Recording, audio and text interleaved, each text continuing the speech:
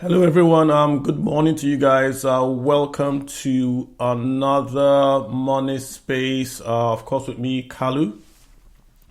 We're here every Sunday, 7 p.m. And of course, we're talking money, the economy, and finance.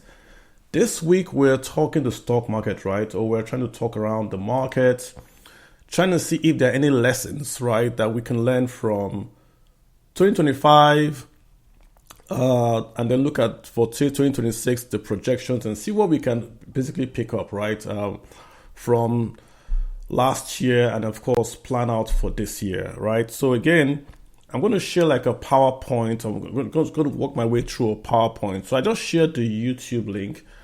If you can follow on the YouTube link, I will also share here on Twitter so we can just also follow because it's a lot of visuals, right? I don't want to really talk a lot of numbers and all that. Let's do more with visuals. I think it drives the point home with visuals. So that's what we're going to do today, right? Again, I'm going to take about maybe 20 minutes or so just to run through my slides. Then if you guys have questions, please just request to speak or ask a question. Like I said, I always prefer when you ask, because if I have to read the minutes, I have to like look down and all that. But it's way better if you just request for the mic and just ask a question. Listen, it's a learning season, right? Learning session. So no expertise here. We are all going to learn together. So the topic, of course, is the Stock Talk 2025 review and, of course, 2026 projections, right? So let's get straight into our next slide that we have here. I just shared the first slide. The guys on YouTube have a big advantage because they can see, of course, what we're sharing. And then the guys on Twitter, I'm just going to share that slide by slide slide with you.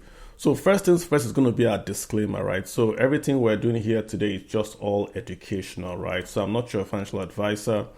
I'm not offering you, should we say, stock advice or asking you to go buy or sell anything. Just remember that stocks are very risky.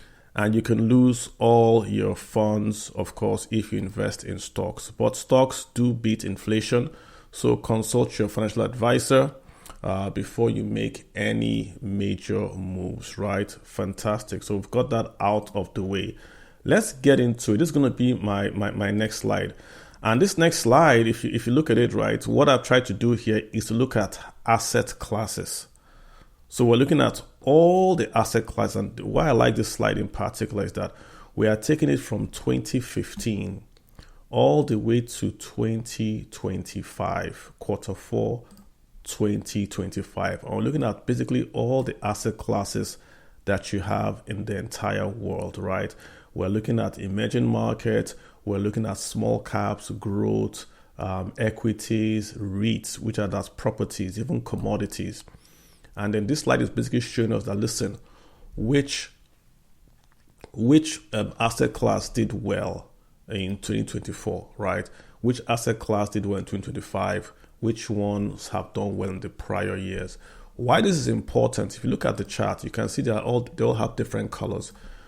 There is not one asset class that is going to be, that if you look at the chart, it's just a potpourri of colors. And what that shows, if Twitter, I've just shared enough for you guys on Twitter. If you look at the charts, from 2015, we had growth that was leading. 2016, small caps were leading. 17, we went back to emerging markets. 18, we went back to global aggregate. Then 19, 20, we went back to growth. 22, we went back to commodities. 23, 24, we went back to growth. 25, emerging markets. Emerging markets was the story of 2025. We'll get into that in the deeper details. And then we ended the year with commodities. What commodities drove us up? Silver and gold, especially silver. Silver was a rate rally, drove us up. But what's the learning for you from this chart? This chart is basically telling you that you cannot just simply have, should we say, a self-directed passive strategy, right? If you simply look at this and you say, oh, I'm just going to put my money into growth and I'm just going to wait and I'm going to retire in 25 years, you see that growth in 2025 was about way down on the chart here. Look at growth in 2016, it was next to last. Growth in 2022 was last. So what it tells you is that you need to have some sort of active but passive structure, whereby you are you are in an asset class that is perhaps actively managed, but to you it's kind of passive. So that's what it's showing you here, that listen, you can't really predict the markets. Right now, we saw in 2025 that commodities closed out the year tops. But where was commodities last year? Right? It's way at the bottom. What was commodity in 2024? Way at the bottom. 2023, very bottom. 2015, 2017, at the very bottom. What is commodities we're talking about really is going to be gold and silver. So you can see they were way at the bottom. So imagine if you just had a strategy to say, hey, I'm just going to buy one asset class and that's going to be it. So the key thing here is going to be diversification is very important. So if you are taking down notes, the key thing for us to do in 2026 is going to be really diversification. Not too much, and we're going to show you how to do diversification. That's one key lesson that we learned in 2024 and 2025 and all the past years. You've got to have diversification. You've got to be passive yet active if that's possible. And we'll try to show you how we think you can accomplish that. Let's now move from the actual market itself, right? And try to look at the, let me see if I can put it here. This is going to be bigger. Thanks. Someone just told me, yeah. So it's bigger now, right? This is way bigger now. Yeah. Let's try to look at the markets now. So we've gone from the actual asset classes. Let's try to look at the markets and see which market did the best in 2025 and which markets did the worst in 2025. And try to see also what we can tell from that exercise. Again, if you're on Twitter, I'm just copying it onto literally one tweet. There's a tweet I'm just sharing there. If you just go on that tweet, you just see all the slides there. That I'm just sort of replying those slides, that tweet with the slides, and you can just follow. So it's that way you can visually see what we're talking about, right? So if you look at the markets for 2025, which one came out tops? Emerging markets. 2025 was the year, I would say, for emerging markets all across the world. When I mean emerging market, we're talking about markets in, say, Nigeria, markets in Poland, things like that. If you look at the return, the US market is the largest market. And if you know statistics, when you are large, it's harder for you to grow. But the US market has always outperformed even emerging markets. But in 2024, 2025, we saw a shift where emerging market equities, emerging market bonds beat US market, not just by a huge mile, right? If you look at 2025, emerging markets on the average did about 34%. And that was led by South Korea and Japan, right? Japan and South Korea, really from Japan. So you can see Japan, 33%, Asia, 33%, Japan, 25%, even the UK. The UK recovered. After their war with Ukraine, where they had the high inflation, the UK is recovering because those stocks were priced really low. Then, of course, you see Europe as a whole recovering. Then where will we last? At about 17.9%. That's the US. That's US S&P, measured by the US S&P. Where was Nigeria in this? Nigeria beat all these guys. Nigeria delivered about 51%. So Nigeria beat Europe, beat the US, beat every stock market literally that was in the world. Nigeria beat them. Again, what's the lesson here? We've got to diversify our portfolio, right? If you were a Nigerian investor in 2025 and you only invested in Naira stocks, in Nigerian stock market, then you did very well. But what if you did it last year? If you did it last year, of course, the US beat Nigeria. You can see the US 2024 was number one and emerging markets were about 8%. That's the point again. We can't have this passive strategy forever.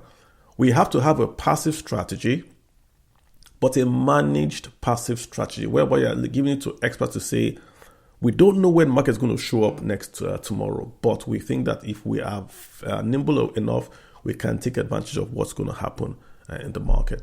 So that's what you have basically there for 2024, 2025 especially. The US market did poorly for 5 and for 6. They did very poorly for 2025. The big boys were the Asian stocks. Warren Buffett put money in Asia, I think 2023, when he went to Japan and started to buy. And it looks like the market followed him there because the Japanese yen is so cheap that you can do this carry trade and all that. But again, the markets don't lie. They're giving us the numbers And that's really what we're working with. So that's the lesson again. Diversification, we have to be passive, but we have to be actively managed. That's the story again we're getting from the picture, right? So let's go a bit deeper now. Let's look at the whole market now and sort of see which sector, doesn't matter whether it's stock market, but what particular assets. We've talked about the first one. We said, okay, commodities did well. That's fine. We want to look at which particular asset classes did very, very well on a line basis, right? So we're going to compare, say, the small caps to Bitcoin, and we're going to compare international to silver, and then see if there are any lessons there that we can learn from the performance of these asset classes in 2025. Again, I've shared on Twitter, and the YouTube guys have the advantage to just see it when I move the slides across. So what are we talking about in 2025? Who did the best, the very, very best? You can see it right there, silver. Silver was a late rally. A friend told me to buy silver. I didn't because everyone was looking at gold, and silver just came through with a 141% return. Silver, 141% return. Next, you can see there was platinum, about 125%. Gold had all the noise in 2025, but silver, platinum, boom. A matter of fact, what we termed as commodities, that's basically what's showing up here. Those guys had the bigger return. What else shoots out here? Same thing with copper. Copper, a fantastic return. Look at emerging markets equities, 34%. We've talked about that in the previous slide. That was driven by good like companies in Japan, in South Korea, even Nigeria, because Nigeria did 51%. So Dangote Cement is held by many international hedge funds. So they did pretty well there as well. But look at the guys that lagged. Bitcoin, I think this was the worst performing, if you want to call it an asset class, the worst performing asset class in the world in 2025. If you just remove the US dollar is like a currency. But Bitcoin was the worst performing asset class in the whole of 2025. Again, what are the lessons? Last year, Bitcoin was on it, not this year, 2025. I keep on mixing these years. 2025, Bitcoin was on the tier. It went to 126,000 for one Bitcoin. And we see it end the year as the worst performing stock in the world. What really happened to Bitcoin? If you look at Bitcoin is tied to the hip to the NASDAQ. When we say Bitcoin is fiat, it's not connected. But if you really look at Bitcoin and you look at the NASDAQ, Bitcoin and NASDAQ follow each other. And what we call the rotation market, where if investors think that interest rates are high or there's going to be uncertainty, they rotate out of asset classes, right?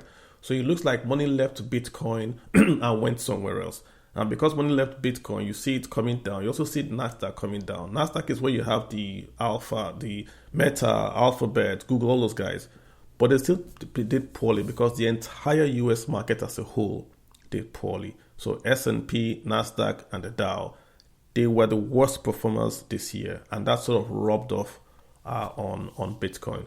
But gold, which doesn't pay any returns, is just a way to park your money. It's essentially where you want to just, you are scared, you know what's going to happen, you put it there. It did pretty well. Why? Again, the tariffs, all the uncertainty around the tariffs that Mr. Trump brought. People were not sure what's going to happen, so they ran to safety. Gold prices went up. Look at silver. Silver has to do with the tariffs again, but from China. Because where do we use silver? Solar panels, right? So China is putting some squeeze on silver, and that's affecting solar panels. That's what we really need it for. So you can see the demand has gone up. Look at copper, again, commodities, things that are for building. There's a lot of infrastructure building across the world, and it's also pulling that down, right? Small caps in the US got decimated. Small caps, mid caps, all decimated. But if you were in an emerging market, like we said, or if you're in an international market, you did pretty well, right? So again, just to point out to show you that you've got to have that understanding of global economics and see what's happening. Once Mr. Trump announced the tariffs, it affected the entire balance. The US market had done pretty well. Like we showed you that the US market in the last 2 years, if you look at the US market, right, they are done in the last 2024. They were number one, 2024. 2023, they were number two. 2020 they fell, but 21 they were number one, 19 they were number one, 18 they were number one, 16 they were number two. So they've gone from being a consistent 1 and 2 to just crashing, right? And this chart, I think, explains it better how the US really has lost its standing if you look at the total return. So what I've done with this chart is just to pick up, and all these charts again are all from the internet, right? These are the sites that I follow. I just pick them up and I just show that story. So this is from, I didn't get the name of this guy. But if you look at this chart, again, what it's showing you is essentially the return. What I like this chart is showing you the return for 5 years, for 1 month, and of course for the year to date. Now, what I want you to look at is look at the 5-year number, right? And look at the US market, which is that ETF, VTI. The last 5 years, the US has done 13%. No one has come close to the US in terms of returns. So over a 5-year period, the United States equities market has returned about 13% on average, right? Bitcoin has done 18%. So the Bitcoin, just holding Bitcoin alone, has beaten the US stock market. Gold has done about 17%. So just holding gold has been the US market. But the difference is that if you look at the VTI, it's just the consistency of it. Year to date, 17%. 1 year, 17%. 3 years, 22%. 5 years, 13%. If you look across the board, it's hard to find any other asset class with that level of consistency across the board. That is, say it's beating the market, delivering returns, right? If you look at the NASDAQ itself, if you just went pure technology and you looked at the QQQ, the NASDAQ ETF, that's 15%. The S&P 500, that's 14%, but the average is about 13%, right? Year in, year out. Crude oil prices, again, 5 years is doing 16%, but look across the board, it's red. If you look at it year by year, for 1 month, 1 year, 3 years, it's all red. But because you have spikes in the market, then the market then takes those prices up, right? So again, we've talked about diversification. We're now talking about the consistency of having a position and trying to hold that position. You see, we're saying two things. We're saying don't be passive, but have active management. So you can put your money down on an asset class, but make sure that it's professionally managed so that they can rotate out of dead markets for you. So if you just put your money in a particular stock or a particular asset like Bitcoin, then you got burned in 2025, right? But if you were in a professionally managed fund that was rebalancing, perhaps you would have gotten out on an average basis, right? So VTI, even though the stock market in America this year was the worst performer when compared to Nigeria, to emerging markets, to every other market, if you look at them over a 5-year period, they've delivered, right? So it's an amazing market that is so large and delivers so much. Because when you are large, in maths, when the denominator is very, very large, it's very, very difficult to make that denominator change, right? So again, that's one thing that we see that the markets are essentially doing well in the US. So the key thing here is that whatever you want to buy in the world, no matter how you structure your portfolio, always have space in that portfolio for US equities, because they tend to, over time, have this consistent number and they tend to deliver.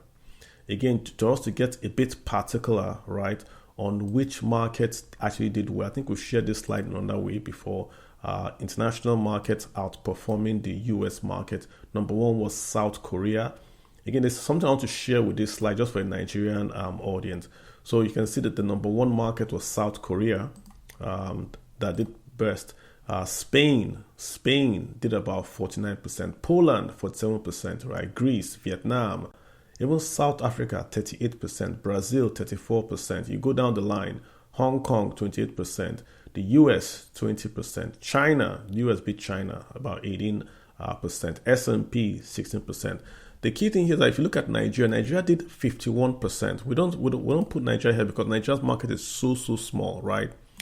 To be included here in terms of the market cap for these large companies. But it just shows you how underrated the Nigerian market is. And we're going to come specifically to and ask ourselves, is the Nigerian market is really underrated, or if is it green shoots or is it astroturf? We'll have to have that discussion on this space about Nigerian market. But the key thing here is that the Nigerian market on an annual percentage gain is doing better than any stock market listed here, apart from, say, the South Korean market.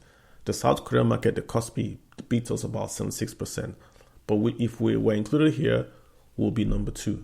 So Spain is just 49. So we'll be between Spain and South Korea. Not too shabby, right, for Nigeria. But again, it shows you the breadth of the market you can invest in. Poland's growth in economy has just been fantastic. They've just gone into this market economy and they are booming. I saw that report where lots of Polish folks that immigrated to the UK are going back to Poland. That's how you know an economy is booming. When your own citizens start to come back home from other countries to essentially come in and grow that economy. So fantastic return there for Poland. I mean, the stock market reflects the economy in a way. If the economy is doing well, it shows up in the stock market.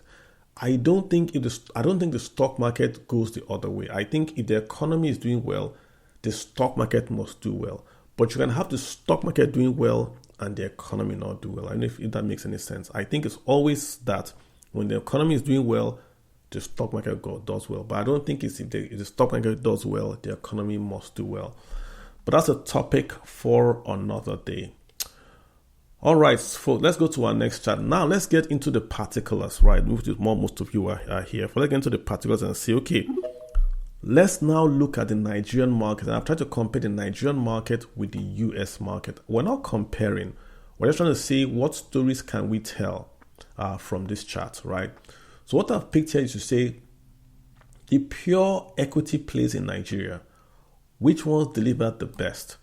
And what can we tell from those when we compare that to the US market? We already have our answer, right? We said that the Nigerian market outperformed the US market in 2025. So which particular ones, right? We have this now, the funds in the US, in the Nigeria compared to the funds in the US. Again, these are ETFs, mutual funds, where you essentially take your money and give to a manager, and that manager is buying you a basket of commodities.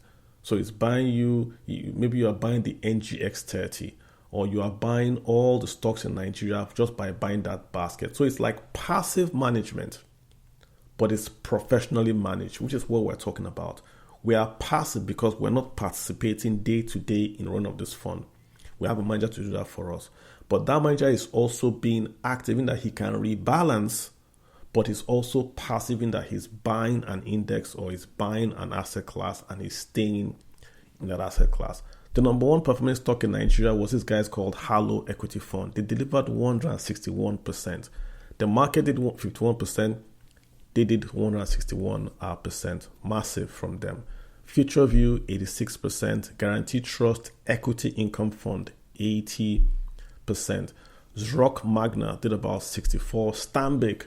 Stanbic has been one of the oldest, one of the longest guys in Nigeria, professionally managed. They have the largest funds, i.e. in terms of assets under management, about 62%. So they also beat the index. Afri Invest Equity Fund, 53%.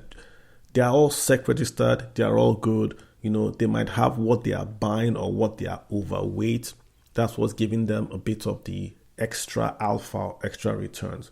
But the point again is when you buy the Nigerian index, you're doing 51%. These guys are doing way above that. Again, remember guys, not a recommendation, just showing you that if you go through active management, you can still make a lot of alpha if you go through a professional manager. You buy the index, 51% still beats inflation in Nigeria. Even if you use the rebased or the unbased inflation at 51%, it still beats. So yeah, Twitter guys, you'll see what I'm talking about now. Just share that up for you guys.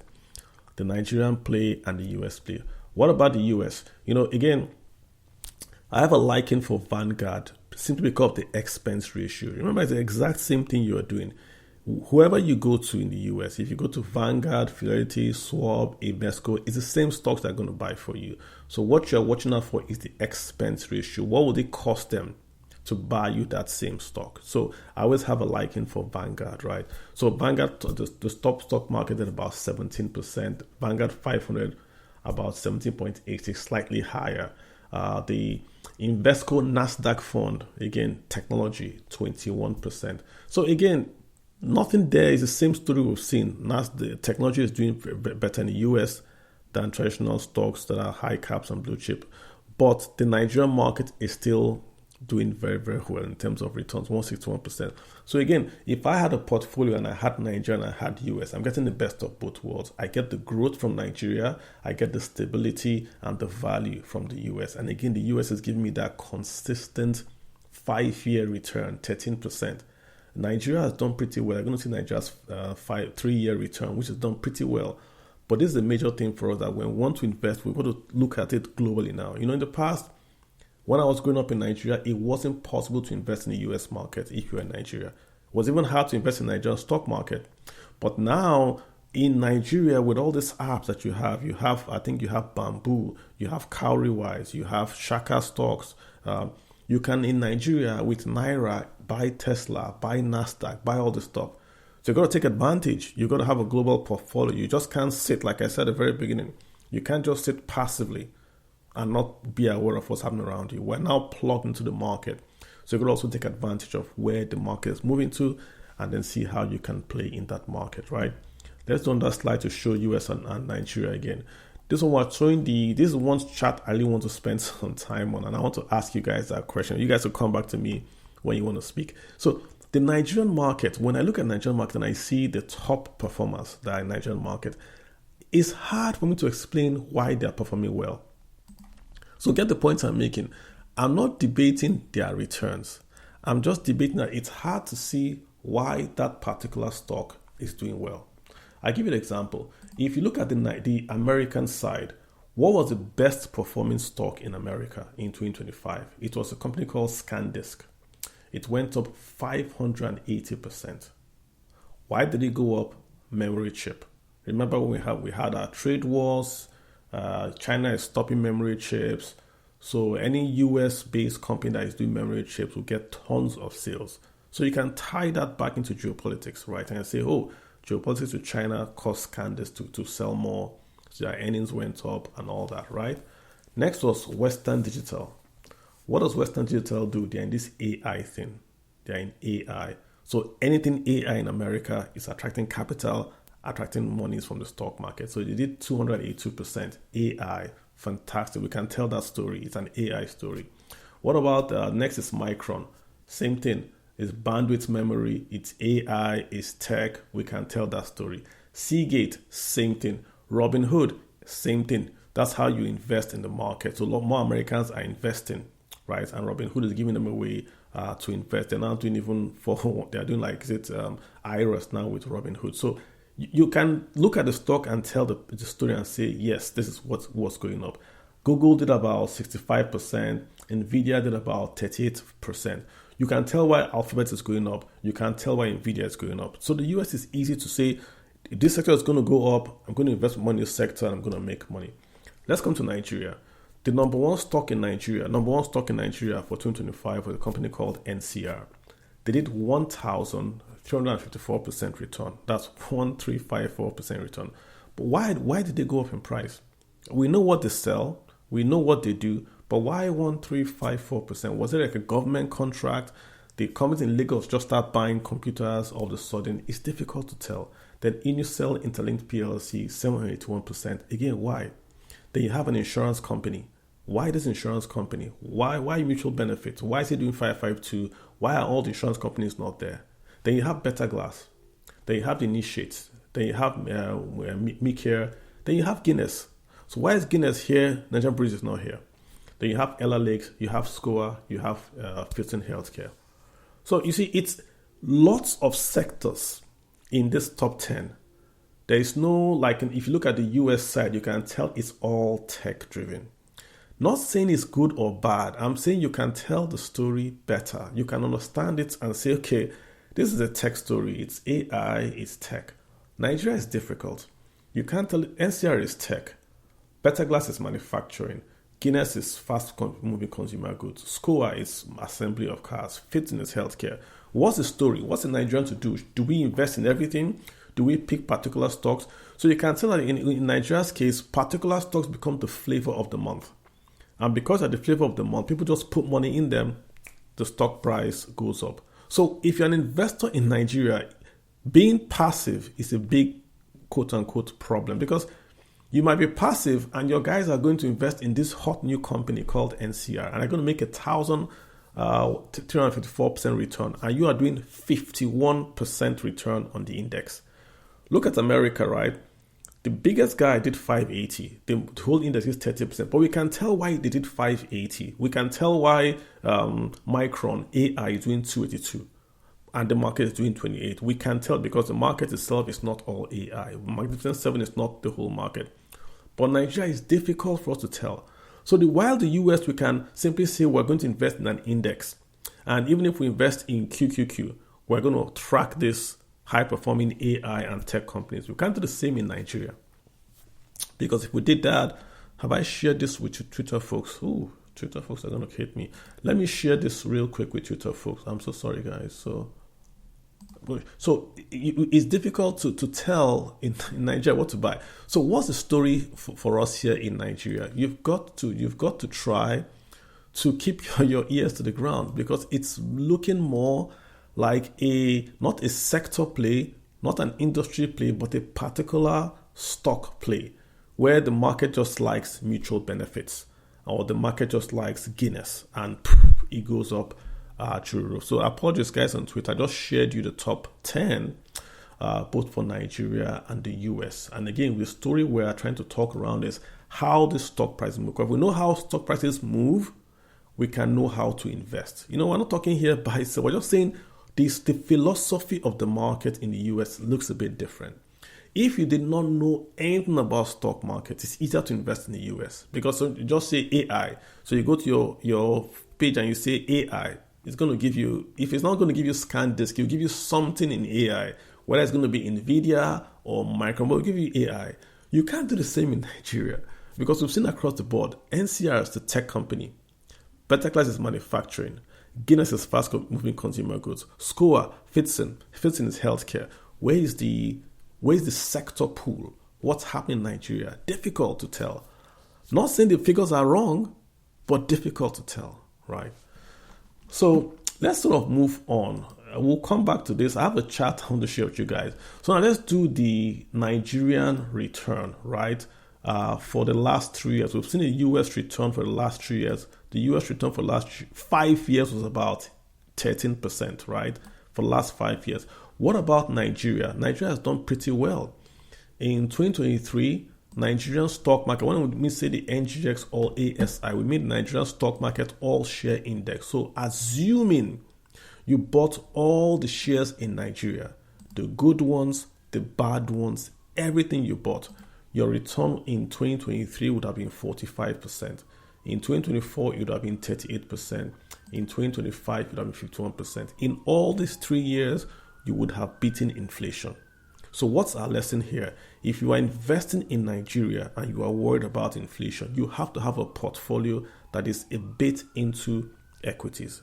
Now, when you get older, be careful, because when you invest as you are older, stocks go up and down. So if you're a retiree and you go invest in equities, you might be in trouble. So try to invest in equity if you're a retiree that pays you dividends, not the growth. So for you, the NCR might look good, but be careful, do they pay dividends? Because for you, you can't bank on it going up or coming down. What were the top performing equity shares? I think we shared it in Nigeria before, for Nigeria. Future View, this is just pure equity. Pure equity.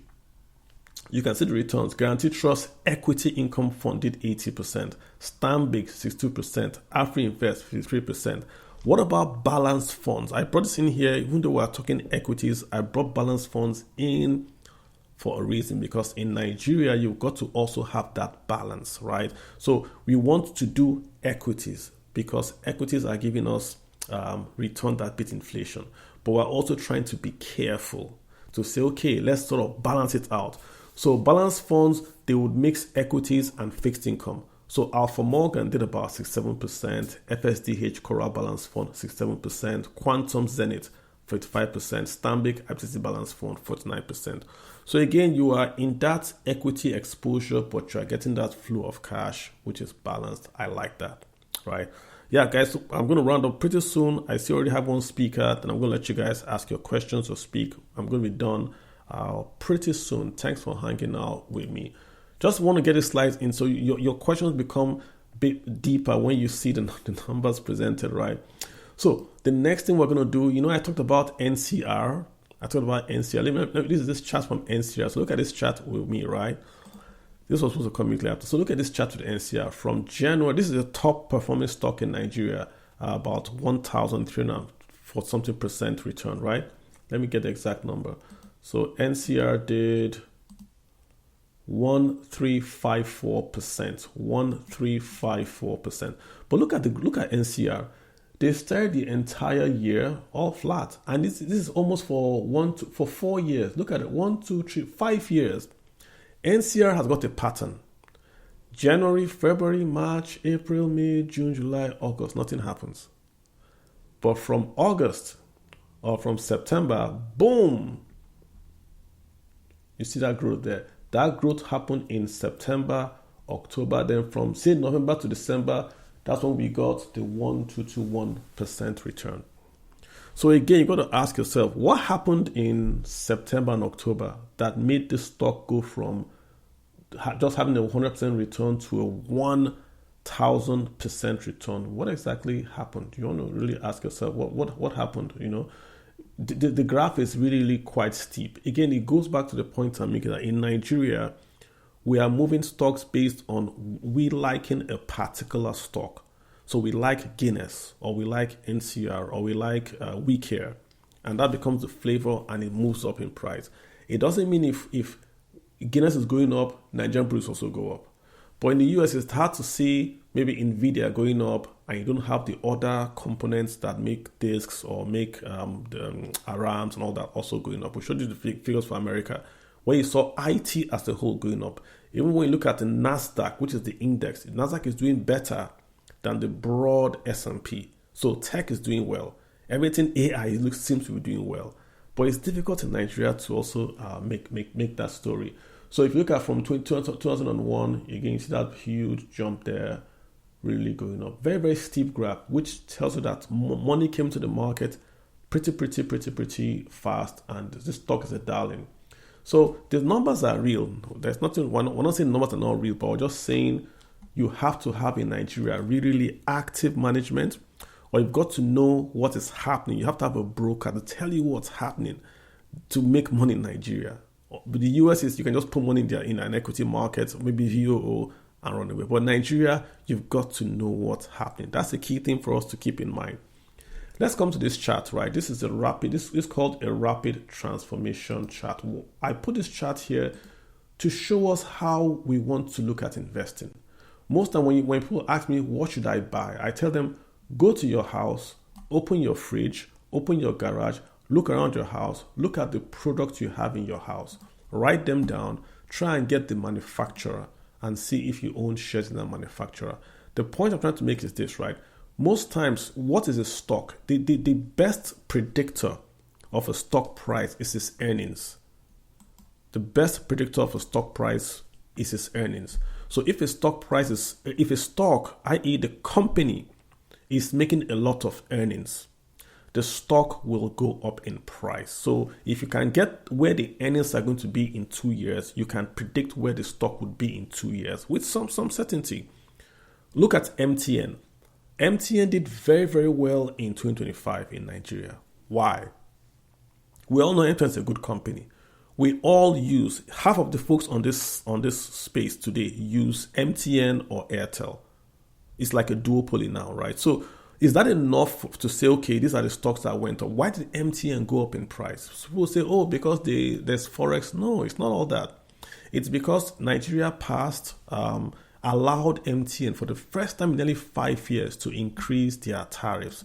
So you saw your phone bill went up, right? MTN. Because your phone bill went up a bit, because MTN was able to recover their cost via the tariff increase, then their profit, the traders then say, oh, earnings are going to go up for MTN, which means their profits are going to go up in MTN. So they bought MTN. That's how it works. Earnings drive stock price growth. So what drives earnings? Breakthrough in technology, breakthrough in markets, new management. Anything that can make a company beat its competitor would make that company get earnings. Earnings are not important when you start. What is important is market share. You don't have to be the best product. If you're Nigerian and you're older, you know what we call VHS and Betamax. VHS and Betamax. I'm sorry, the Gen Z guys don't know what we're talking about. But when we were growing up, there was a big competition between VHS and Betamax. And you guys know that Betamax was the better version for videos than VHS. Betamax was better. Who won the war? VHS. How? VHS got more films. Because in those days, if you have a film, it's either on Betamax or VHS. But VHS was able to get more films that we want to watch on VHS. So over time, they took market share away from Betamax, and Betamax technology died off. Same with AC/DC. Whoever wins the market has earnings in future. So look at this chart. What's this chart saying? This chart is showing you technology and how long it took the technology to basically, let's say, to adoption of the tech. How long did it take the tech to adopt and become dominant? And what is the impact, the capital deepening GDP growth? How do I put it this way? If we have, say, toothpaste, how long did toothpaste stay for the whole world to use toothpaste? And how important was toothpaste to GDP? That's what this chart is showing. So you can see there's no toothpaste here. Why? Because toothpaste is not important to GDP. But what are the things that are important to GDP? Electricity, the steam engine, IT, AI. Look at steam engines. Steam engines took almost 2 centuries from 1760 to 1910 to do what? To adopt. So the steam engine was invented in England. It took a long time before that steam engine got to Lagos. Long time. More than a century before it got to Germany, Asia. But it was transformative. That was industrial age. But it took a long time. And because it took a long time, that's why we really feel that impact. Look at electricity. Yes, it was invented in 1899, and almost rapidly, many countries adopted it, right? But look at its impact on GDP. Not a lot. Because there's in many villages in Nigeria, there is no power. But Nigeria was the largest economy in Africa. So having power is good if you have a manufacturing facility, but just having power in of itself doesn't guarantee economic growth. Don't misconstrue what I'm saying. In many villages in Nigeria, there's no power, but those villages still contributed a lot to GDP. There are many yam farms in Benue that have no power, but that yams they're producing are adding to our GDP. So you see electricity, it's very, very short adoption time, but not a lot in terms of GDP. But look at ICT. ICT is the same as electricity. So a computer, its adoption, if you have a computer in your company or you are IT based or you do stuff with a computer, the impact on the GDP goes high, and it takes a very, very short time to get computers in. Computers were 1974. When look at ATM. Let's give good examples. An ATM machine. An ATM machine, when there was the first ATM machine in Nigeria, again, Gen Z are going to be wondering what I'm saying. So a bank called Societe Generale Bank in Lagos. That was the first ATM in Nigeria. People go to that bank and look at the ATM. Just look at it. Oh, this thing gives cash. There's no teller. It just gives you cash. So it was years ago. But now, many banks, if you don't have ATM now, you can't survive as a bank. Now we have POS. So you can see the impact of just having an ATM, which is like a computer. Look at AI. You see how AI is shifted to the left? On the left. So what they are telling you here is that AI has a very, very short adoption time and has a high impact on GDP. So what's the point they're giving you as an investor? Anything that AI is going to disrupt, is going to partner, is going to grow, is going to be a world beater, which means the earnings of that company are going to be higher. So if you're an investor, you want to look for anything in and around AI, whether it's the power guys supplying power to AI, or the guys making the chips for AI, or the guys training the folks that are going to be in AI, whatever it is around that AI, that's where we want to be at least in 2026, because they've shown that money drives earnings, market share drives earnings, and the world today is looking at AI. The top five, we showed the top 5 stocks in America in 2025 were in one way or the other tied to either AI or tech. Not the same in Nigeria. Nigeria was all over the place, right? So again, if you're trying to invest, you want to basically ask that question, what around AI? I remember there was, when you look for gold in California, Levi Jeans, the jean we wear today, was a guy that went to sell tents in California to the gold miners, and nobody would buy his tents. So he then took old tents, washed them, and made jeans. So Levi still participated in the gold rush by selling jeans. Same with you. You don't have to buy AI. There can be a company that makes food for AI workers. That's still AI. But earnings are the best predictor of prices anywhere in the world. So if you can find out a company that's going to make money from AI, that's where you want to put your monies going forward. Subject, of course, to your financial advisor talking to you. Let's look, finally, like guys, almost finally, let's look at our, again, what did well, just to show you what I'm saying. What did well in America in 2025? Look at this is, you guys know Cathie Woods, ARK, 48% return. ARK Space, that's Tesla. ARK Autonomous, or all those guys. Van Veck Semiconductors, Blockchain, InvestQ, QQQ. These are all either tech or technology, something to do with that sector of the market. That's why she's doing pretty well, right? Leveraged gold, silver, we've seen that before. So the US market was a commodities market and a tech market. Because of the commodities, why? Because there's all these trade tensions. China is stopping silver from solar panels, so silver is going to go up. But tech is the real story, and you can see the returns there. Cathie was doing negative for a long year. Now she has turned positive. So AI, there's no company called AI. You've got to go out and find something, either supplying power. There's now nuclear power, small nuclear power guys that are being set up today just to supply AI power. The US in a few years is going to run out of captive power to supply data centers.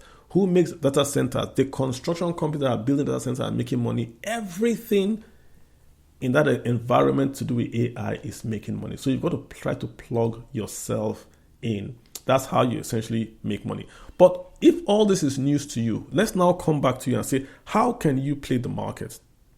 How can you play the market if you don't really know all this? You don't know, this is too much work for you. I have a strategy I call the Vanguard strategy, right? Why do I have a bias for Vanguard? Vanguard is the largest or one of the largest asset managers in the entire world. And like I've said, if you want to buy NVIDIA today, any company can buy NVIDIA for you. But why I'm asking you to consider this Vanguard strategy is that you will buy the same stock, but at a cheaper price. In this case, you're not going to buy the stock, you are buying the ETF. It can be a mutual fund, it can be a unit trust, it can be an exchange-traded fund, but you're going to buy something of that is going to be a basket of that product. And this is on Twitter, I've also shared on YouTube. If you have a pen, you can write it down. This is a very, very easy way for you to invest in the world. So if you want to invest in the world, just look at what I've shared. It all starts with V. V just means Vanguard. So let's say I don't know what to buy. I have $100 or I have $500. I don't know what to buy. I don't know anything about investing. What should I get?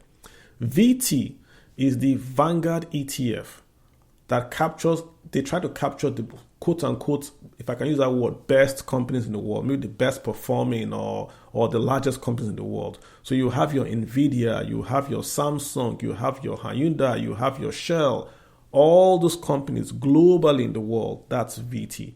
So you buy VT, you have exposure to stock markets all across the world. VT, very simple. What about VTI? VTI is going to be the same stocks, but only American stocks. So VT is all the stocks in the world. VTI is going to be all the stocks, but just American stocks, about 4,500 American stocks in VTI. So your NVIDIA, your Microsoft, your Teslas, all that are going to be in VTI. So what's VOO? VOO is going to be American stocks, but only 500. So VTI is about 4,500. VOO is just going to be those 500. So you see how we're coming down. What's VYM? Same thing, American stocks, but American stocks that pay dividends. So high dividend paying American stocks. So if you're like an older guy, you want to get exposed to stocks in America, but you want dividends. You don't want to you want to get your normal dividends. VYM. This is stocks. When I talk about money market, this is just stocks, not money market, right? So you do VYM. What's VGT? That's technology. You want exposure to just Teslas, the Nvidia, you do VGT, right? VWO, that's emerging markets. You want South Korea, you want Japan, you want China, you do VWO. VNQ, you want real estate. Real estate. That's VNQ. So VXUS is going to be like VTI, but minus US. So it's V minus US. So you're buying your Samsungs, your Taiwan Semiconductor, but you're not buying any US stock. So essentially, you can just like a buffet. Just like a buffet. You can say, I'm going to buy VTI and VYM and build a portfolio. I'm going to put 10% here, 2% here, 3% here, and build out the portfolio. So that way you're building out your portfolio. It's still passively managed. Sorry, it's still actively managed because the Vanguard guys are going to manage this stuff for you. But you are being passive in that you're just going to buy VT and VWO and you're going to go to bed, right? Very, very simple strategy for you to do. And I have it also in my book. I even make it easier for you. So in my book, I did something I call the Rip Van Winkle strategy. And essentially what we're saying is this: if you have to go to sleep for 10 years, how should you structure your portfolio? Because you don't know what's going to happen in 10 years. So if you're going to go to sleep, Rip Van Winkle was this guy that went to sleep for 10 years and woke up and the whole world has changed. So if the same thing happens, if I asked you, hey, you're going to go to sleep for 10 years, what should you buy? How should you structure your portfolio? I want to do it this way. There are only 4 things you should buy, just 4 things. This isn't even easier for you, just 4 things. You buy either the variable side or the fixed income side. So for the variable side, you're going to say, I'm going to buy VTI and VXUS. So you're buying US stocks and non-US stocks. Finish. Same thing with stocks, with fixed income. You're going to buy US bonds and non-US bonds. Finish. 4 stocks, that's it. 4 asset classes, that's it. Your own is now to divide the percentage. If you have 100 naira, do you do 60, 10, 10, 10, or do you do 70, 20? It depends.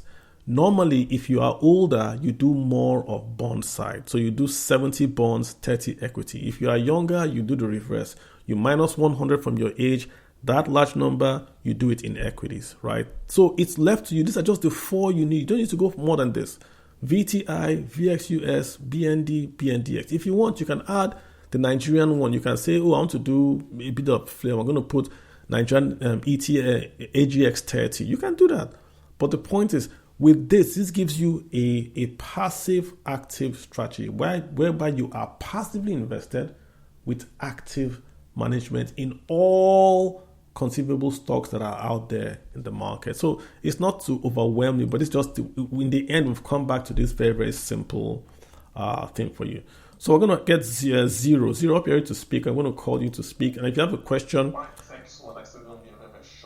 so we're just going to come back. So yeah, so Zero, hi, how you doing? Thanks guys for listening. I didn't want to take too long. Jeez, spent a long time, but I just to get this out. So I'm going to record this and you guys can basically pull it up again and read later on, of course, if you have. Zero, you've got the floor. Go for it. Yes, sir. Thank you very much, Mr. Kalu. Yeah, thank you. You shared a lot of information this morning. I mean, this is information that, we pay for to get that you shared with us. I just have a few questions, honestly. I'm a day trader. I trade a lot. I've been trading for about 5 years now. So I do stock options trading, so whatever the case may be. So that's what I do. But my question circled around the whole,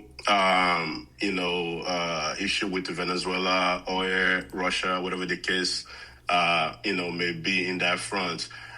from your knowledge, I know that you put out there that you're not a financial advisor. Where do you see WTI, in the near future in terms of, if it's going to rise or if it's going to go down, or if crude oil is going to basically collapse with the influx of, more oil coming into the market. So that's kind of the question I wanted to ask you.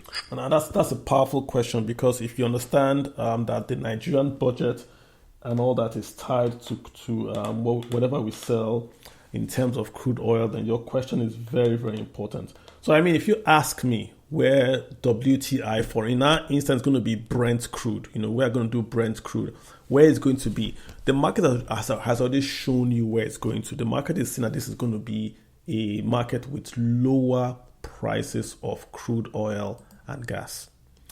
When we've been going back and forth with Ukraine and Russia, but suddenly there was a time, I think it was last month, I think it was in November, when there was a breakthrough that the Russian government had accepted the Ukrainian proposal and they were going to come and talk in the White House. Remember that? I think it was in November. Good evening, everyone. Henry, please hold on. Henry, hold on.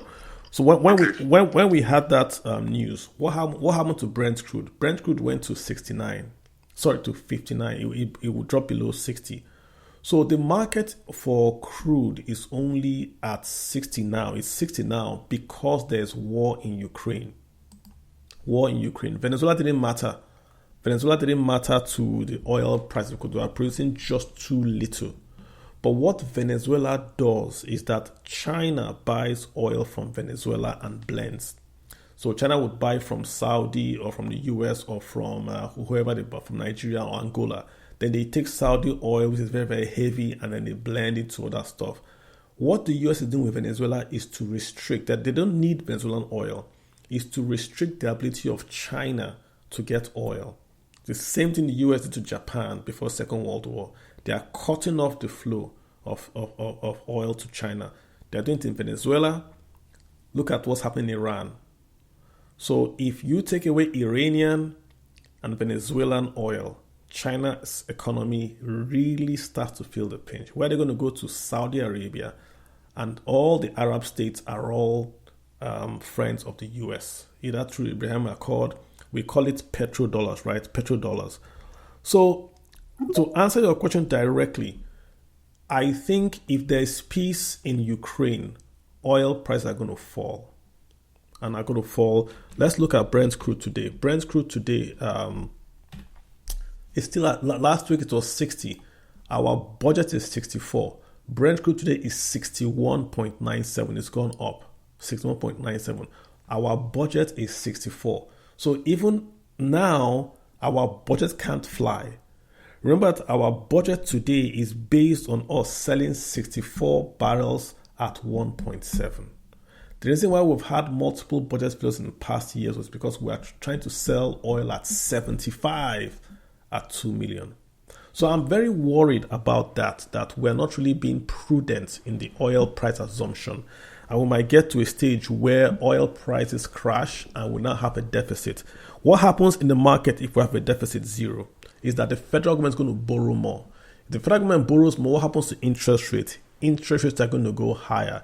If interest rates go higher, what happens to the stock market? Stock market is going to go down. That's the problem. That's how you see it's all connected. So that's a great question, and I think it all depends on what happens with Ukraine and Russia. If there's anything like a peace or a detente, oil prices are going to go down. Hope I answered your question. Yes, you did. Thank you very much. Fantastic. Let's get to it, gentleman. Henry, how you doing? Henry Obi. I'm okay. Good evening. How you doing, sir? What's happening? I'm okay. I'll be very quick. Looking at your returns of assets, I've seen Bitcoin. Bitcoin is doing minus 9%. That's for last year. And gold is doing 62%. Then silver 141%. So what I want to know is, where do you see an opportunity here? Because gold has already moved and silver has already moved. So do you think Bitcoin will outperform on a longer term or maybe on a longer run? And also, what do you think about what Michael Saylor is doing with MicroStrategy? Do you think MicroStrategy will keep moving with Bitcoin? Let's say in the next cycle, and if Bitcoin moves up to, say, previous all-time high, do you think MicroStrategy will keep up or it will keep going down, something like that? So what do you think? Thank you. I just want your view. Yeah, if you look at the where are the opportunities, we have to go with the market is always a mirror. Market is always a mirror. If the market has gone to 125 before, that means there were investors in the market in crypto that were willing to take $125 and buy one stock of Bitcoin. Right now, Bitcoin is about 97.20. And we said earlier that Bitcoin is tied to NASDAQ QQQ. So your question is really not what will happen to Bitcoin, but what happens to the NASDAQ. If the NASDAQ starts to go up in price, Bitcoin is going to go up in price as well. So do you think the NASDAQ, the tech side of the market, the US market, is going to go up in price? I think everybody's going to say yes. There's going to be a bit more certainty this year. There are no more tariffs. There are no more fights with China. There's a bit more investment in AI, in nuclear power, in all these rare earths that are going to power AI and all that. So if we sort of agree to that, does that not then mean that NASDAQ goes up? NASDAQ delivered 20%, right? If NASDAQ goes up, of course, Bitcoin is going to go up because the market has already priced it at 125 prior, before there were geopolitical risks, not organic risks, but geopolitical risks. So at 90, it clearly can go back to 100. Clearly, it can go back to, it's going to be $10. It's going to go back to 100. So that answers your first question, right? Without giving you yes or no. Let's come back to where MicroStrategy and all that. Remember that last year, there was MicroStrategy was not being added to the index because they said he's not doing anything. He's just buying Bitcoin and holding it. That's not a company. But last year they cleared it and they said he will be added. I think it was MSCI said they can add they can add his company to the index. If they add his company to the index, that's an automatic booster for him because then whether you like him, you don't like him, you have to buy him. Right? So it's all tied to the hip. If Bitcoin goes up in price, his assets goes up in price, it's easier for him to now be added to the index. Once it's added to the index, it's all over. Then he can, even if he doesn't buy Bitcoin going forward, he's still going to be a player because then we're just going to buy him because we're buying the index. That's how I read that, yeah. Thank you. That's all I wanted to ask. Fantastic, Henry. How you doing? Thanks also, for watching. I'm okay. Also, I saw a news of Vanguard owning about $3 billion of shares worth of MXTR. So I don't know how true is that. But Vanguard owns everything. Vanguard owns everything. Okay. Between Vanguard, BlackRock, and Fidelity, they own everything. So I wouldn't be surprised if they own everything. I think the US now, the problem they have in the US, they're also buying homes. And the president wants to stop them from buying single-family homes. So it might shake them a bit. But they own everything. Yeah. Okay. Thank you very much. You're very welcome. Nice speaking with you. Same here, sir. Let's get UJCU, Just Ugochukwu. How you doing, Just Ugochukwu? Okay. Good evening, Carlo. How you doing? So, I'm doing all right. I've been investing since 2019, but I've never really taken an interest in Nigerian markets. Mm-hmm. But I really want to get into it this year. Mm. But there's an issue. All the advice I've seen or all the talk about Nigerian stock market is usually around individual stocks. Mm. So I'm wondering if there's any, Vanguard or VOO type of ETF that is available on the Nigerian market that I could get into. Yeah, are you on the YouTube channel right now? No, I'm on Twitter. Yeah, so on the YouTube, I'm just sharing on the YouTube channel. I quoted the top performing ones. They are I would say most of the stockbroking firms you hear about have their own equity funds. IBTC, Meristem, Guarantee Trust, AfriInvest. They all have their ETFs. Either they have an ETF or they have a mutual fund. All of them. So if you want to basically invest in the Nigerian market, that's just your way to do it. Go there, over there, and then buy into an ETF those guys have. Because you get that passive ownership but active management. That's what you are looking for. So yeah, it's available. And they all did better. Well, the ones that are here did better than the market. Market did 51%. Stanbic is in about 62. GT did about 80. So yeah, they're available. And if you have those apps, do you trade through a broker or do you trade through an app? Who do you trade through? It's mostly Bamboo that I use. Yeah, so Bumble should have them. Do search Nigerian unit trust or Nigerian mutual fund and see what it gives you. Even Nigerian ETF, they have them. If you want, I would go on the. I would share on Twitter the Nigerian ETFs if you want. Then you can take a look at them. Maybe that will help. Please do. That will help. Thank you. All right, fantastic. Yep, good job. Let's get Progress. Progress, how you doing? Yeah, I'm all right.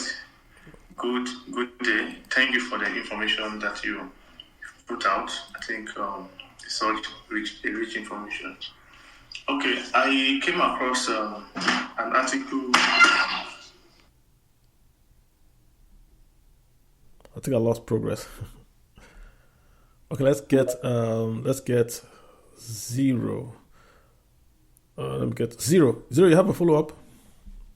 Yes, sir. Thank you. I just had a quick question for you. You said you was going to post some. I don't trade Nigerian stock markets, so I've never traded that. I use TradingView for my trading platform.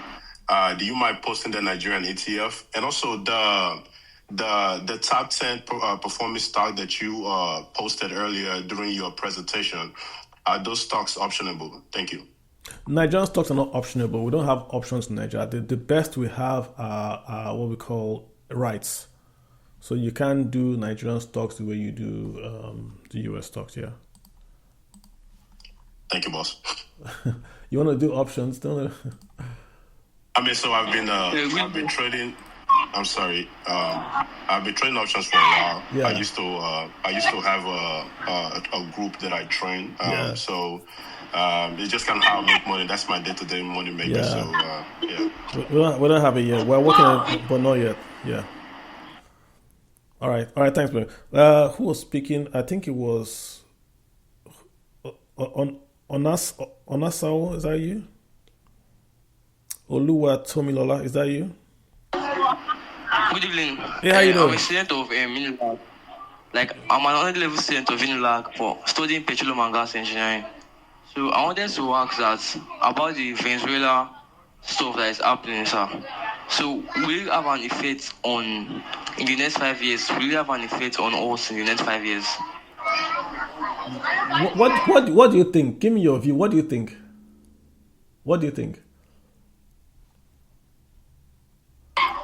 I was thinking it will cause short of importation of or exportation of crude oil from Nigeria to other countries, and maybe it will cause a damage or destruction. So that I was just thinking. I don't know. So let me give you an example. So let's say how do I put it this way? Let's say that you had two people that were selling rice. What school are you in? Are you still there? I think it's dropped off. I really wanted to speak to John. Are you still there, Oluwa? Oluwa, yeah, your question is fantastic, and I think it's going to affect the Nigerian stock market clearly, because if Venezuela has supply, then there's more supply in the market, then that causes the Nigerian stocks as a whole to then the Nigerian oil markets to then sell less. I don't know if that makes any sense, right? If there's more Venezuelan oil in the market, then of course the Nigerian oil markets sell less because we have more Venezuelan oil in the market. I don't know if that makes any sense, yeah? Does that make any sense? All right, I think I've lost him. All right, guys, so who hasn't spoken? This is going to be a very short, about an hour here, which is what my intent. For the DMs, to read the DMs, I really have to go down and look. So I prefer you speak, and I'll address the DMs later. Let me read a few, if you don't mind. Which site are you checking Nigerian stock charts on? Many sites, the NGX. I just go to the NGX and I look at them. So NGX I'm just going to share the NGX now. The NGX will have the This is Nigerian ETFs. I'll put that out for you guys in case you want to follow. With leading AI companies to invest in Nigeria and why? I don't think Nigeria has AI companies. But what Nigeria will have, if you want to be smart, what do AI companies use? Maybe they use lithium, not AI itself, but that whole tech. Again, if you're looking at how can Nigeria be a part of the tech revolution, look at how Nigeria will supply the raw materials for the tech. That's how I would look at it. If, for instance, we're supplying lithium or we're mining lithium to supply, that's where going to be the value chain for chips. And then chips are going to be used in the AI boom. So that's how I would look at it in terms of if I was doing this. I would say, hey, how can Nigeria play? We're going to play as product suppliers to that value chain globally. And that's where I think we're going to be. Okay, yeah. So we don't have AI companies per se, and I will try to share that tweet with you. Yeah. Does Nigeria have ETFs? Yes, Nigeria has ETFs. I will get that for you in a second. I'm going to share it with you in just a second here. We're going to go to how you want to get it. If you go to Nigerian Stock Exchange, you go to NGX. That's going to be the site where we have our Nigerian stocks. Go to NGX and then you look at data. So if you go to Nigerian Exchange Limited, you go to data, right? Then when you go to data, you go to market report. So if you go to market report, it gives you market reports for the week. Every week you get a market report for the week. Simply go to the one that has pick anyone. Go to the most recent, pick anyone. The most recent here is the 9th. If you pick it, it's going to give you a list of active ETFs that have been traded. So if you just go there, like I'm scrolling down, I'll get the active ETF. Yeah, it's going to be here. So I'm just going to copy this and I will share it to you guys. And then you can see the ones that are actively traded. Yep, fantastic. Super easy. So I'm just going to share that to you. Yep. I've got Wami, Wagum. We'll have to leave pretty early today, guys. So we'll close the space really quick once I get gentlemen to speak. Grinding in the trenches. GML. You've got the floor, so go ahead. Can you speak? All right. Jeez, lots of folks want to speak now. Okay, I've got. Let me see who is next. Austin Oga. Austin, what's happening?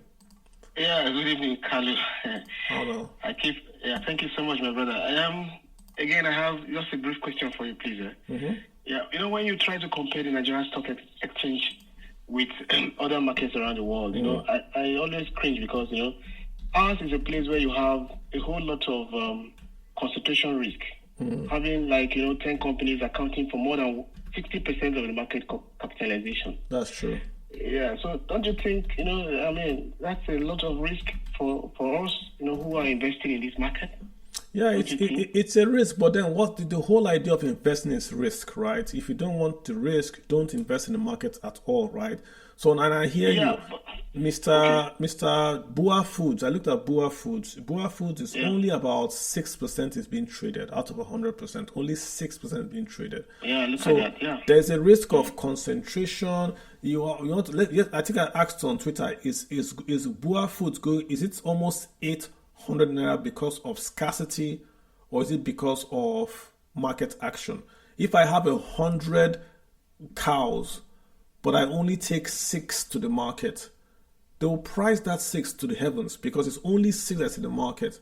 But if I bring 20 to the market, because people can buy more cows, the price will fall. So if I have a company and I'm only releasing 6% to the market, is that even allowed?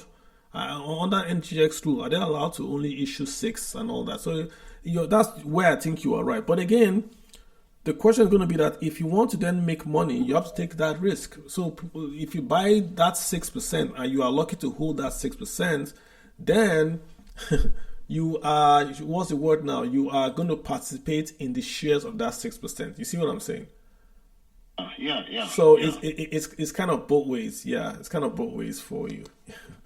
Right. Okay. So yeah. So I mean, if you don't feel comfortable, don't invest. Like if you think market is very, very risky market. If you don't feel comfortable, don't invest.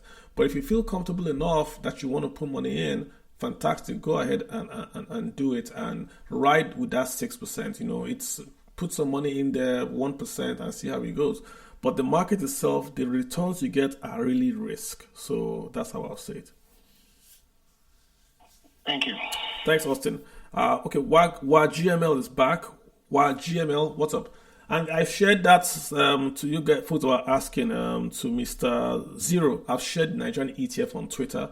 So if you go to Twitter, you'll see Nigerian ETF it's there already. Yeah, I put the YouTube up. I think I was going to go. Okay, Wagum, your hand is up. Go for it. Yeah. Hi, Carlo. Good evening, everyone. How are you doing?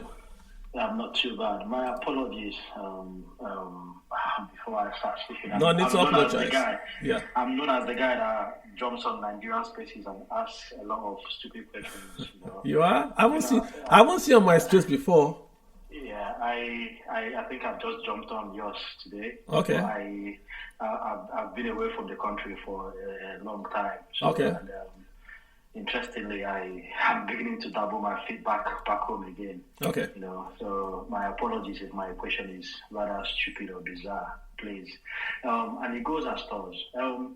My parents were ex-bankers, you know, and back in the day, I'm talking about 25, 30 years ago, and they bought a lot of shares, and these shares were bought. If you remember back in the day, you are only allowed to buy an X amount of shares. So some of them were bought in different names, but the same person. So let's say Ijoma or Foki the Carlo, they bought a couple in that name, and the next one they buy a couple with Foki the Carlo, and the next one, you know, in that order. But we have a lot of shares in our names, family shares.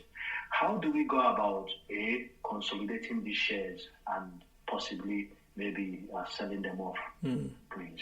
Yeah. So what you want to do is that are your parents late or still alive?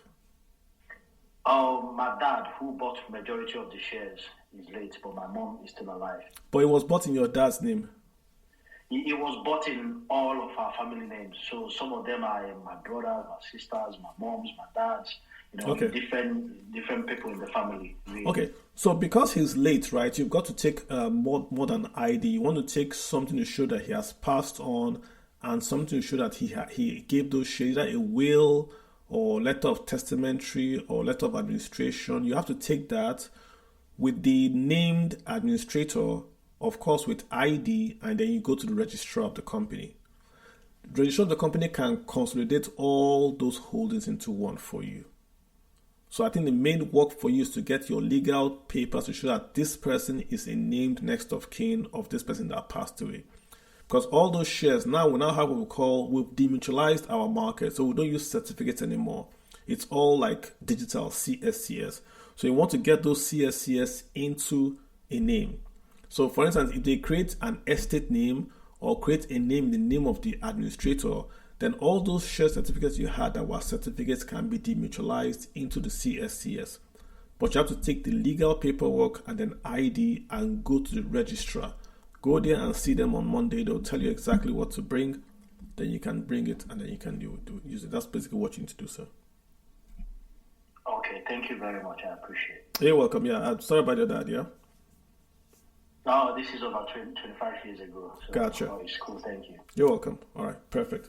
Hey, we'll get to Dubem Herr Fortune, the guy from, is that Belgium? Herr Fortune. Dubem. Hi, can you speak? Oh, I think you've gone off. Yeah, gotcha. All right, folks. So, it's a great time to call today. So I have something I have to go for, and I just want to thank you guys for listening. I think that the YouTube recording, I had to put it off. It's all recorded, so go back in. Lots of slides, like I said. Go back into the slides and just watch those slides. You pick a lot of nuggets here and there. And I also shared all those slides also on Twitter, right? Let me just do. I shared them also on Twitter. Please go back again and read them. The point, if I can summarize all what I have said today, is that the markets in the US and the Nigeria are a bit different. The US is it's more orderly, it's more predictable, it's more, you can do your passive investing in the US market easier. Nigerian market seems to be a market where we're doing flavor of the day, but that flavor of the day seems to go very, very high. Your stock can get to 1,000% if the market likes it. In both of them, in the US especially, you can be passive more. In Nigeria, being passive might make you lose out the opportunities that are there because the market is doing 51, a stock is doing 1,300. So you've got to really work with a broker and say, hey, what's happening? Where can I invest? Use your expert knowledge to tell me where to invest. That's for the Nigerian market. Diversify, not just in Nigeria, but across Nigeria and the rest of the world, and in Nigeria across sectors. As you can see from the top sales in Nigeria, it was a mixture of both fast-moving consumer goods, insurance, and IT in Nigeria. In the US, it's just IT. Nigeria is a bit more varied where you invest. So try to diversify if you're in Nigeria. Try to have active management if you're in Nigeria. And then that allows you to participate more in the market. But if you're in the US, it's easier to buy that Vanguard strategy I showed you. Pick what you want to do. If you want to invest in China, there's a Vanguard fund for China. If you want to invest in just Asia or in Europe, there's a Vanguard fund for it. So it's cheaper to do it that way. You don't have to buy all the individual stocks. Just buy the ETF, buy one or two, then put those ETFs into your own portfolio and then just get your dividends. So it's easier that way than tracking individual stocks, which is more expensive for you. Young Simba, you have a question for me as we're rounding this stuff off? Yes. Good afternoon, Kalu. Good afternoon, everybody. Not bad.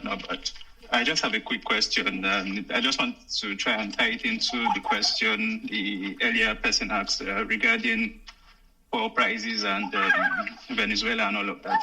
So my question basically is, Nigerian oil companies are kind of moving towards gas with the, basically how does this, yes, I understand that the budget will take a hit because the benchmark set based on everything that's going on seems a bit unrealistic.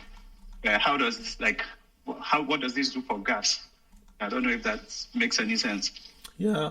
The irony is that Nigeria is actually a gas economy, not an oil economy. Nigeria has more gas than oil. But when we've not developed our gas, that's the problem. Let me give you an example using the Southeast, for example. Nigeria is building the most important project right now, which is the AKK pipeline. It's taking gas from the south-south and the southeast to the north of Nigeria. Once that occurs, the north of Nigeria is going to boom because they now have cheap power. So all those textile companies in the north will restart, hopefully. Lots of manufacturing in the north will restart because they're going to get cheap power from the south of Nigeria. But in Imo State is a gas heaven. They have tons of gas in Imo State. There is no gas pipeline connecting Imo State to, say, Anambra, to, say, Abia, to use that gas to then do manufacturing. Because imagine if Nigeria had cheap gas. All those companies in Europe that can no longer work because they do not have access to cheap power will relocate their companies to Nigeria, manufacture in Nigeria, maybe in an export-free zone, and then export it back to the UK. But we're not taking advantage of our cheap gas. That's the problem. So if we invested in gas and we diversified away from oil, then even if Brent crude goes to $30 a barrel, we're okay. Not just even in oil, but we're in manufacturing. Dangote is doing oil, which is refinery, but it's also doing fertilizer exports. And the largest source of non-oil exports in Nigeria is the cocoa company and Dangote. That's the cocoa and Dangote, with the Dangote urea fertilizer export. So your question is very, very valid. We've got to expand our market away from just oil. Oil is the number one revenue earner in Nigeria. Number one.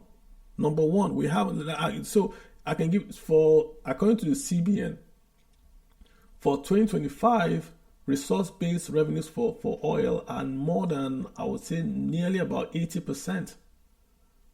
So what they're not counting, NBS will count Dangote Petrochemical as non-oil, but CBN is counting them all as oil. So that makes more sense. So it's nearly everything that we're making from Nigeria comes from oil and gas, whether it's fertilizer or crude oil sales. So your question is valid. We've got to diversify away that economy away from just exporting crude oil and gas and say we want to do more of gas, not just the gas itself, but use the gas for cheap power to attract manufacturing. Make sense? Yeah, but I just want to have a follow-up. Hope you don't mind. Yeah, go for it.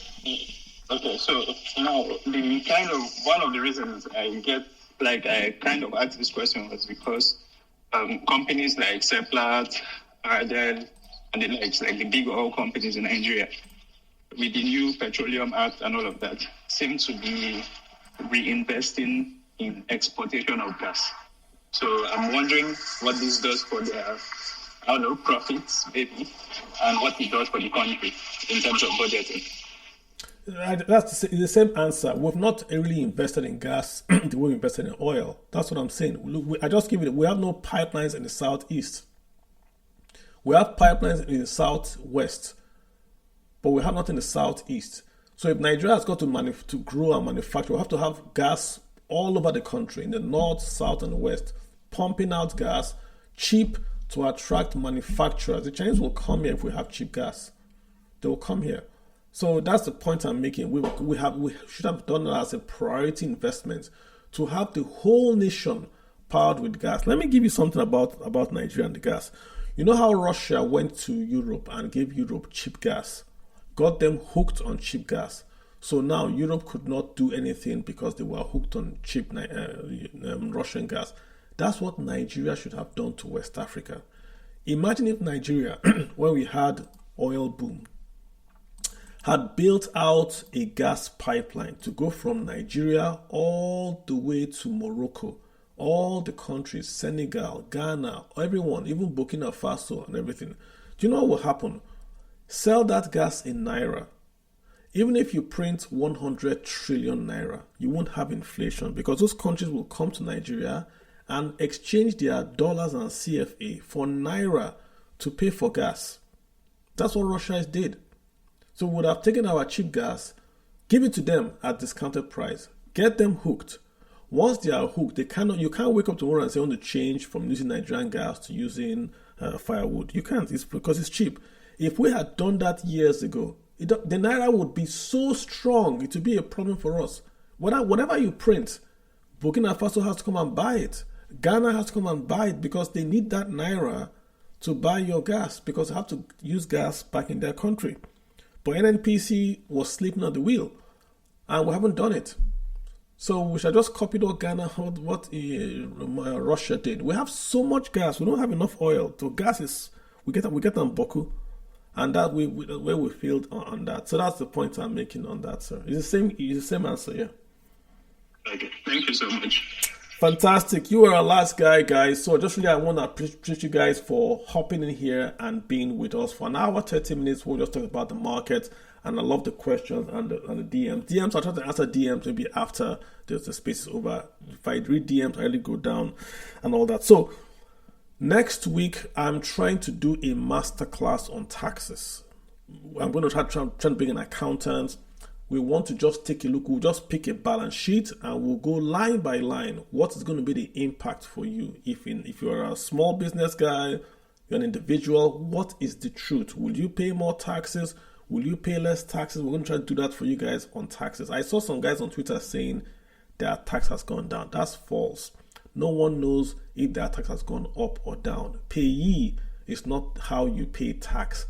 You have to get your total income, remove deductions to get your taxable income. You can't know your taxable income in January 2026. That is false. We will know our taxes in I think it's going to be next year, 2027, when we file 2026 taxes. Your gross income is what you have earned. Then you will then take your deductions. It's after you have taken your deductions, you will then have your taxable income. So nobody can say today, my taxes have gone up or my income has gone up. That is false. All you can say is that your payee rate has gone up or down, or that you earn 500,000 naira. So you think that your tax is going to be up or down, but no one can tell you today that its taxable income has gone up or down. If you don't file, your taxes remain the same. Let me say it again. If you don't file, you are opening up yourself to be assessed by the tax authorities. Peter, last question real quick. Peter going once, Peter going twice. All right, guys. I'll see you guys next week. Again, my name is Kalu Aja. Do get my book, Let's Talk About Your Money. And I appreciate you guys. Thank you so much.